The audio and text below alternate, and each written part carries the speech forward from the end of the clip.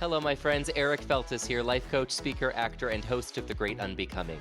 This is a show about stories of unlearning. What did you let go of in order to become the person you are today? And what did you gain and learn as well? This is a show about letting go of stories that no longer serve us and stepping into our own authenticity. It's about unbecoming what society says you should be and remembering who you are and who you are meant to be. So sit back, relax, and welcome to The Great Unbecoming. Hello, my friends, and welcome to another episode of The Great Unbecoming. I'm so glad that you are joining us today. This is the first Thursday of July, and I've sort of gotten in the habit of making the first episode of the month a solo episode. And I want to kind of continue that trend here in our third month of The Great Unbecoming. By the way, if you enjoy this show, I would love to hear from you. You know, we've had, let's see, 1, 2, 3, 4, 5, 6, 7, 9. This is the 10th episode so far, which feels so great. If you've enjoyed the first 9 episodes, I would love to hear from you. What has been your favorite episode? What do you want more of? Any feedback, you can DM me on Instagram, Eric Feltus. You can email me, eric@lifecoachingbyfeltus.com. I'd love to hear from you. As a reminder, I am a life coach. I help gay men free themselves from church shame. And we've got a 10-week program. We've got a year-long program. I say year-long. It's not really year-long. It's an ongoing monthly program called the Leadership Program. And also I have a retreat coming up for gay, bi, and trans men in September. So hit me up and we can talk about that too. Speaking of being a coach, I'm going to share with you something today that is life-changing. If you have the ability to kind of get out a piece of paper and a pen while you're listening to this episode, I think it would be hugely beneficial for you. You might even want to pause the episode as you go. That being said, if you're driving or you're working out or you're going for a walk, whatever you're doing, that's okay. You can always come back to this. It would not hurt to listen to this episode twice. Honestly, I think you're going to want to do that. I'm going to share with you a huge tool that I share with my clients, and it's called the fear funnel. So this is something that you can use to kind of shake those negative beliefs. We all have negative beliefs that are holding us back. And, I don't know about you, but sometimes, or at least it used to be this way, I would have this thought and it would just ruminate in my head. And I would constantly worry. And I had this false idea that if I kept worrying about it, that it would get solved by thinking about it more. Well, finally, one day I was like, this is not working. I mean, what do they say about insanity? It's doing the same thing over and over and expecting different results. It's not working. So there's something that we need to do about that. So if you're watching on YouTube, you're going to get this visual. But if you're not watching on YouTube, that's okay. I'll be able to kind of share what we're looking at. Okay, so what I'm sharing on YouTube right now is what I call the fear funnel. Okay, so it's basically like this cartoon drawing of this water filtration system where you see like this bamboo shoot at the top, kind of bringing water into this funnel, and the funnel gets narrower and narrower as you get lower, as the gravity pulls the water down. So at the top of the funnel is very wide, at the bottom it's very narrow, right? An upside down triangle. So, by the bamboo where the water's kind of going is called the cause, right? Something might, quote unquote, trigger you. I don't love the word trigger. And I'm going to tell you why, even though I just said it. Trigger reminds me of a gun. It's very final. It's the end. And I actually, this was, I used to say this all the time, and this was challenged by one of my therapists I've had before. So I got to give him credit. He said, instead of saying trigger, what if we say that your inner childhood trauma is being reactivated with new stimuli? And I really love that. I used to always also say that I feel like I'm regressing. And he'd say the same thing. You can't get in a time machine. You can't go backwards in time. But what you can do is recognize that your trauma is being reactivated in a new way because we are moving forward. So maybe someone says, you know, you look so gay today. God, you look really gay, right? Um, I'm not projecting or speaking from past experiences at all. Um, and immediately you just get that pit in the stomach. Even if you're out of the closet, even if you think being gay is okay, you still, maybe that still hurts. So maybe it's something like that. Maybe it's that you look at your bank account and you think, oh my God, I'm never gonna be able to pay the bills. Um, I'll always be poor, something like that. Maybe it's not words. Maybe you're out in public with your partner and you see your partner check someone else out, and maybe logically you know your partner's not doing anything behind your back, but it hurts and it doesn't feel good in that moment. So that's the cause. So just, I'm sure you can think of one, like something that's happened to you recently, like, or just the next time something reactivates that trauma that hasn't been fully resolved yet in your life. That's the cause. So then the water goes into this filtration system, and at the very top, after the cause, is the first action. Okay, everything is figure outable. We are not victims to our circumstances. Everything is figure outable. So something happens to you, and what are you going to do about it? Well, I suggest you fear journal. Okay, again, y'all, I'm giving you all my secrets here. You're going to fear journal. So what you're going to do is you're going to take out a notebook, a pen, a paper, and you're going to write down everything that makes you feel, how that makes you feel. And what I'm going to do is I'm going to go through this very quickly, and then I'm going to go back and I'll give you an example. So you're just going to write down how that makes you feel. And sometimes I like the if this, then that. So if this is true, then that is true, right? So if I, I am poor, I'll always be poor. If I'm always poor, then I'll lose my apartment. If I lose my apartment, I'll be homeless. If I'm homeless, then I'll do da da da. And even if logically you know that's not true, you might not know it logically in your heart. Like in your heart, you might still think, oh, there's still that fear. Okay, no problem. So fear journal, get it out. And then as we narrow that filter, that fear funnel down, the next one down from that, pause. I want to say something else. I say fear journal. Sometimes people are like, well, I'm not afraid of anything right now. Okay, what makes you feel better to call it? Maybe agitation journal. Maybe it's a brain dump. Get all of the thoughts out on paper, because we don't realize that fear shows up in a lot of different ways, right? It doesn't have to be I'm afraid of XYZ. It could be feeling agitated. Feeling agitated, oftentimes anger is a protective emotion that protects our inner child from something much more vulnerable, like fear. So if you're feeling something like anger, oftentimes it's because you haven't even gotten to the fear yet. So by fear journaling or anger journaling or brain dumping, you can get down into the nitty gritty of what those thoughts are. But now I'm getting ahead of myself. So fear journal, when you're done, go back and give it a neutral read. Read it out loud. Read everything you just wrote out loud. I say neutral read because you're not judging yourself. You're not saying it's wrong to feel this way. You're just reading it. And by reading it out loud, it's almost like you're being a friend to yourself. It's almost like your friend just called and said, hey, can I vent? When we talk to someone, we always feel better after we just speak it out loud. We speak it into existence, right? But I'm asking you to do more than that. You write it down and then you act as that friend to yourself and you read it out loud. In reading it out loud, it might be like, okay, actually, I think I'm okay. I just needed to get it out. But what you can do is this is moving us to that next funnel or that next phase of the funnel, and that's identify the intrusive thoughts. Identify the intrusive thoughts. Wow. I realize that, a big intrusive thought from this journaling about my money is that, again, I think that I will always be poor, right?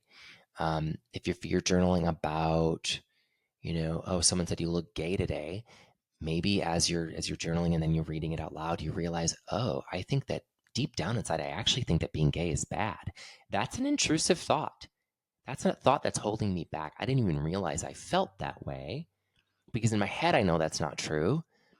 And I don't want to feel that way. And I know it's not right.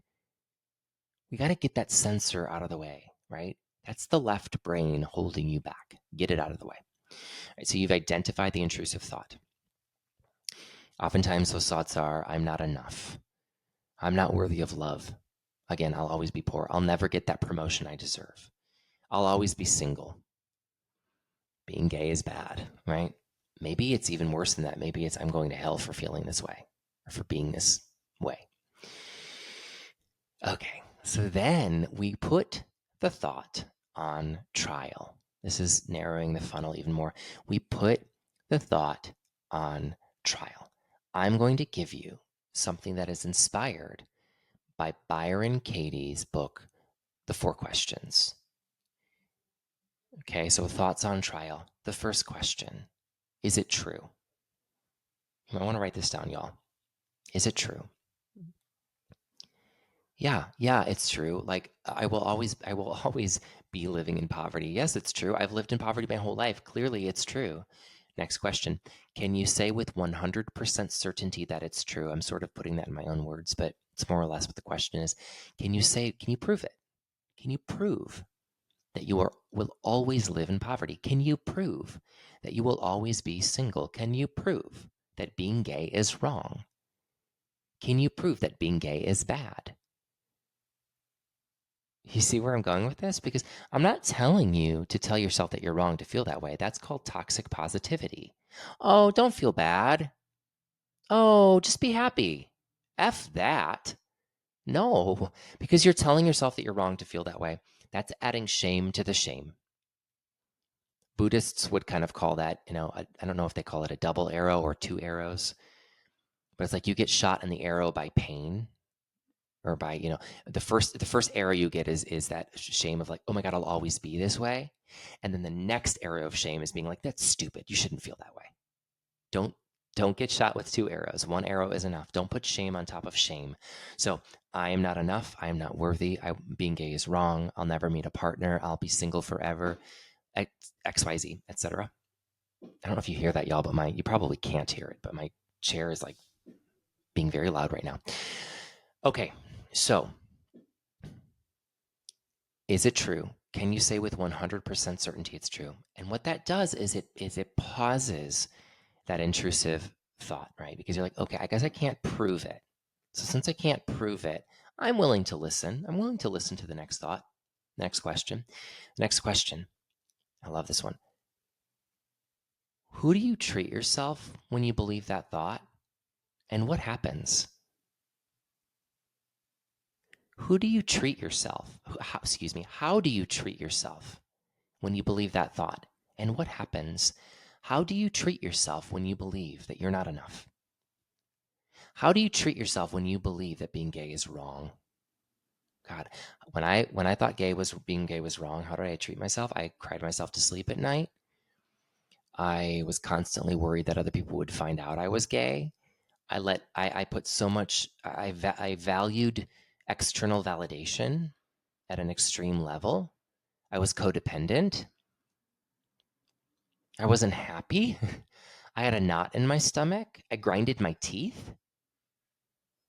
Sometimes I get knots in my stomach. I would get tension in my shoulders. I'd get like sweaty palms, right?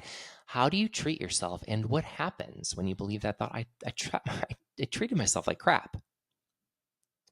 So what you're doing is you're just examining the truth. So what you're kind of asking yourself is like, does this thought serve you? You're not saying you're wrong to feel it. You're right to feel it because you feel it.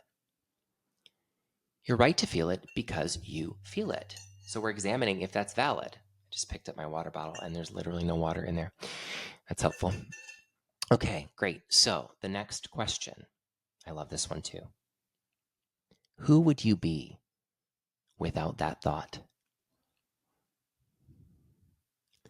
Who would you be if you never believed that you will be quote unquote poor forever? Who would you be if you never believed that being gay was wrong? Who would you be if you never believed that you will be single forever? Who would you be if you didn't believe that you were not worthy of love or belonging or success or that promotion? Who would you believe if you didn't believe that your body was ugly? Who would you be? The first time I did this, the first thing that came to my mind was I would be unstoppable. And the person who was presenting these questions to me for the first time was like, Eric's onto something. He just smiled. And that's exactly what it was. I was like, oh. So I cultivated that joy from within. That is organic. That's not forcing something that's not true. That is organic. You see? Beautiful. The last thing I want you to write down is the following. I forgive myself for buying into the belief that blank. I forgive myself for buying into the belief that blank. The reality is that blank. I forgive myself for buying into the belief that I'm not worthy of love. The reality is that I am worthy of love and belonging, and I am amazing. I forgive myself for buying into the belief that being gay is bad. The reality is being gay is a gift to be celebrated, and I am grateful that I am gay. Now, you're probably thinking, but I don't feel that. Yeah, I know you don't feel that because you've been conditioning yourself otherwise for 10, 20, 30, 40, 50, 60 years. I have clients as old as their late 60s, early 70s.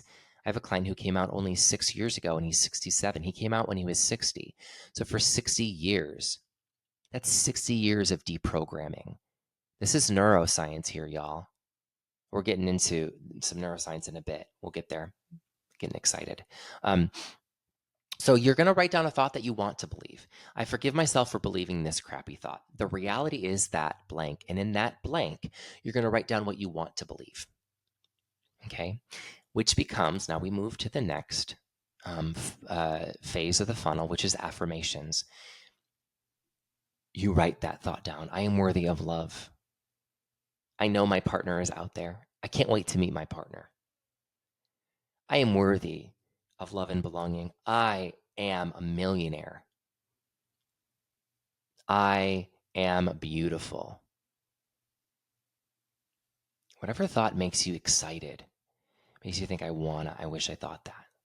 I did this with a client once, and they were having some body image issues. And if you might have listened to oh no, I haven't released it yet. I'm having an episode come out later this month with my friend Ariel, and she talks about body image. And so if you struggle with body image, tune in for my conversation with Ariel. The title is Hating Your Body is an Honest Place to Start. And that's exactly what we're talking here. I'm not telling you, you got to love your body. That's toxic positivity. If you don't love it, you don't love it. Hating your body is an honest place to start. So we start with the fear journal of getting it out, right? And I'm not saying you're going to love your body today, but you start writing that thought down now. And this brings us to, so that's your affirmation. I love my body. I am beautiful. I am enough. Whatever the thought is. The repetition, you write those affirmations out on a daily basis, sometimes multiple times a day. Don't just write them out.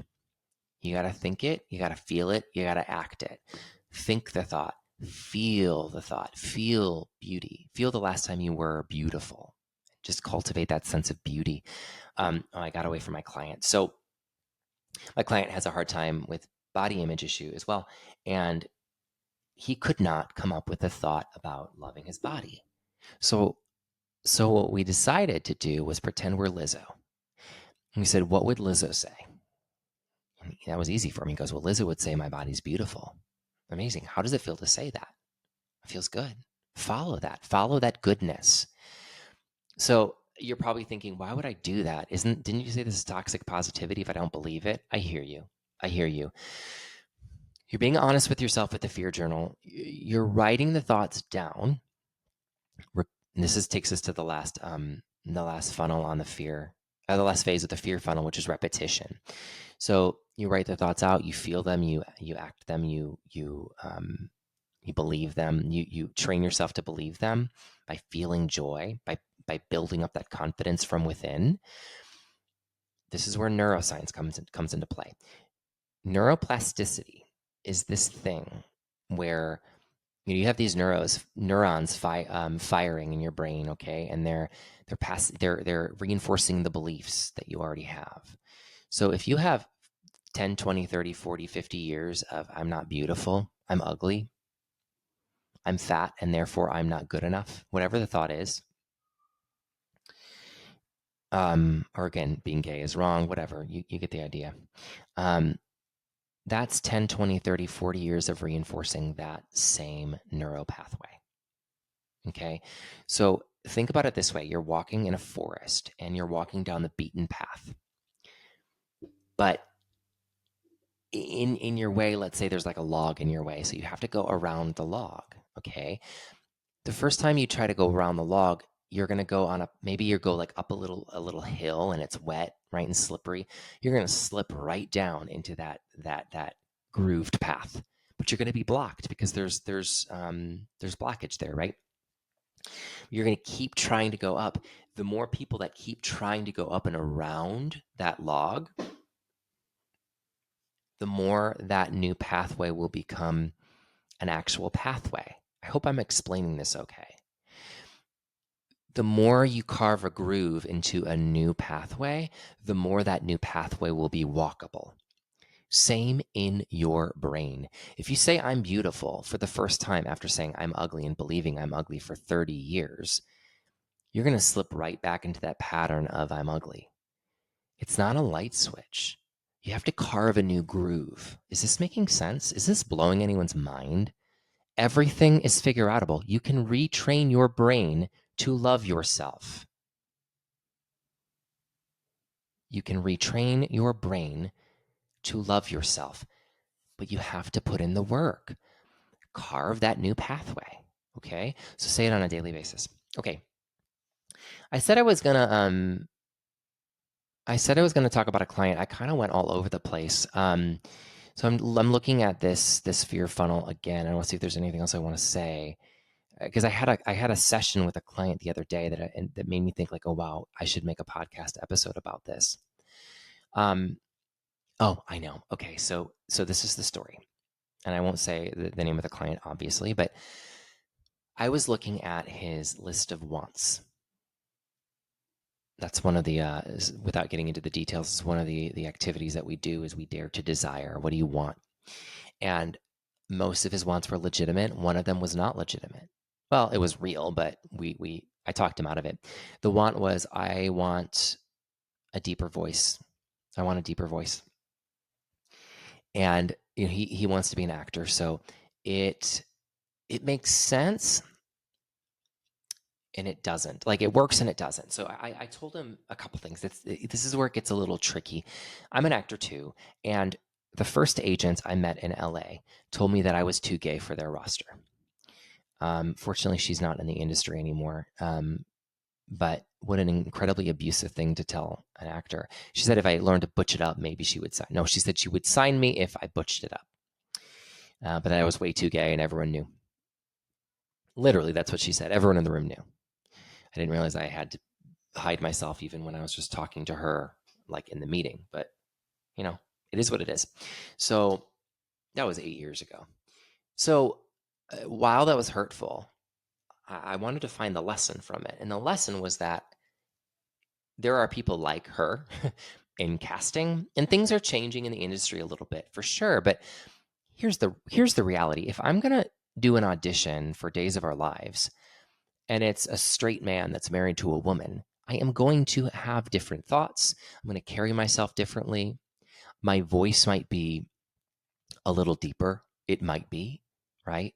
I might change the way I talk a little bit. However, if I audition for, a comedy and I'm playing, a gay man on his wedding day, and I am so excited for my wedding. Oh, this is going to be great. I can't wait. I don't know if you've seen it, but I was in the series finale of Shameless, and I do play a gay man. Well, I decided to make him gay.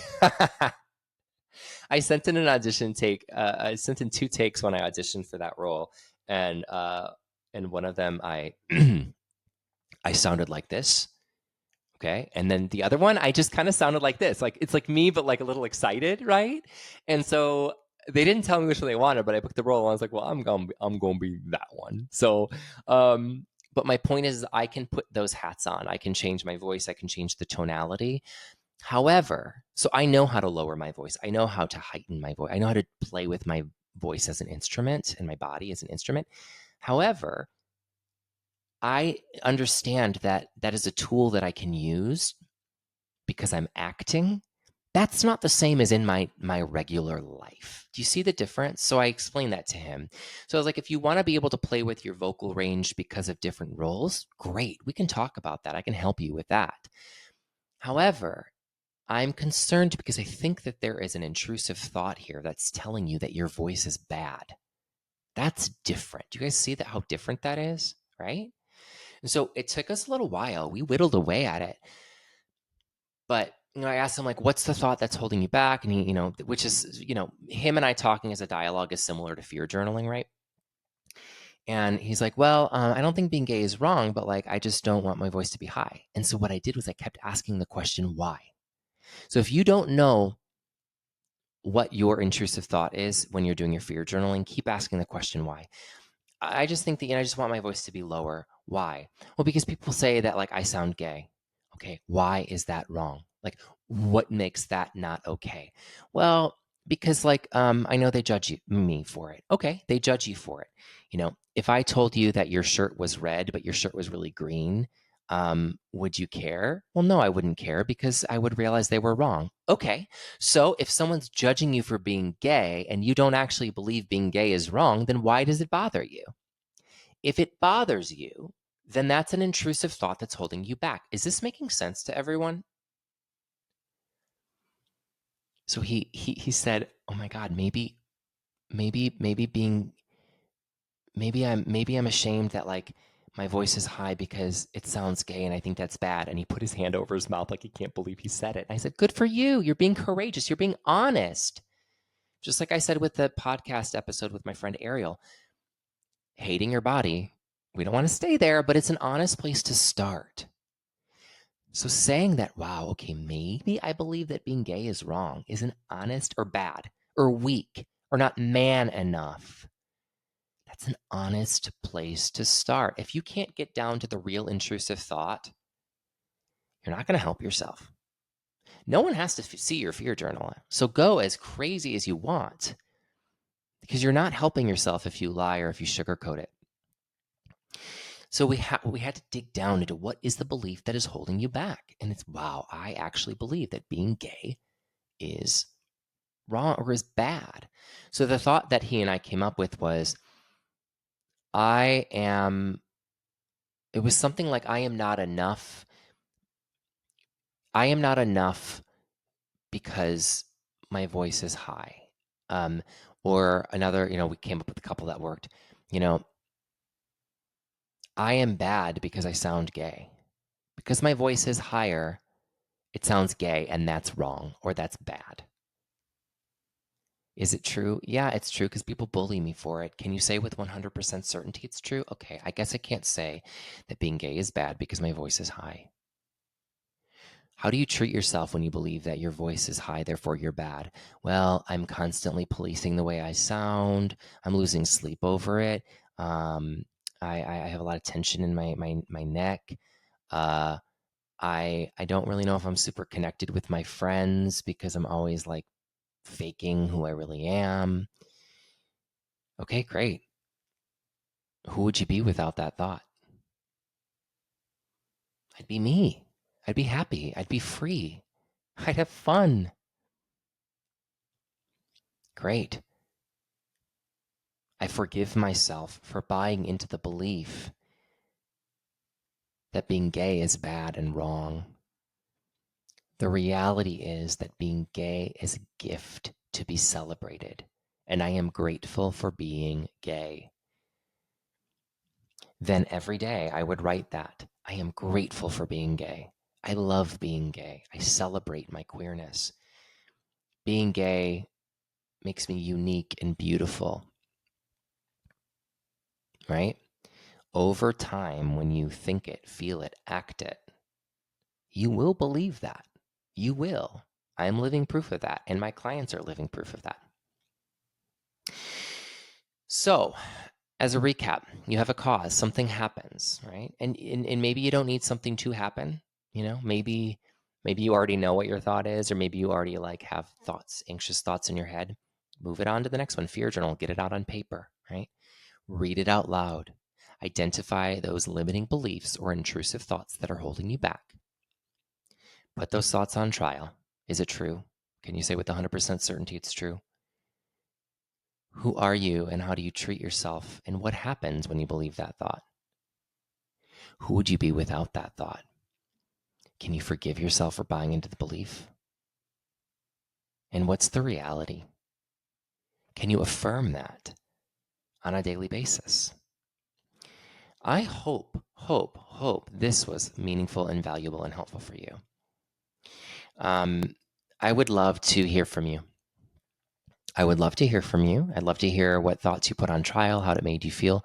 Some of you have been texting me. If that's easier for you, go ahead, text me. I guess that means I have to give you my phone number, doesn't it? Do I know my phone number? I have a work number. You know what I do? Y'all, I do this like so many times. Why don't I just save the number? I'm going to do it right now.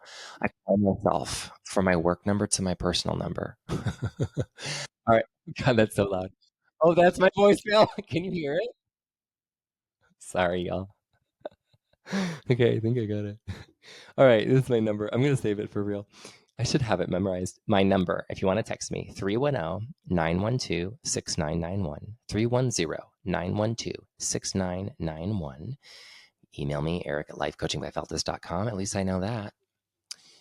DM me on Instagram, Eric Feltus.